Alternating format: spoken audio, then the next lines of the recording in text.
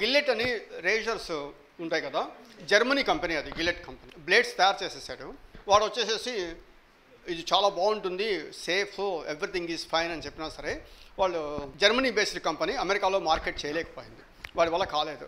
సరే అమెరికా వాడు వెళ్ళి ఏం చెప్పాడంటే, I can market your product, 50% is my revenue అన్నాడు. సరే వీడు ఒప్పేసుకొని వాడు 100,000 ఇచ్చాడు డబ్బు. వీడు ఎంత వాళ్ళు ప్రోడక్ట్ 200,000కి ఇవ్వాలి. 10 రేజర్లు ఒక ప్యాక్లో పెట్టు, ఒక రేజర్ వద్దు అని. అమెరికాలో మార్కెట్లోకి వెళ్ళిపోయింది. ఈ ట్రెడిషనల్ ఓల్డ్ రేజర్ ఉన్న చోట ఈ కొత్త కనపడుతుంది. నా బోటు వాడు వెళ్ళి ఏం చేశాడు, ఇదేదో కొత్తగా ఉంది కదా అని అది కొన్నాడు. ఫస్ట్ రోజు షేవ్ చేసుకున్నారు, ఫోమ్ ఇలా పూసుకొని ఇలా అలా చేస్తే ఇక్కడ ఫోమ్ ఉండిపోయి అక్కడ ఉండిపోయి అలా అలా ఉంది, బాగాలేదు.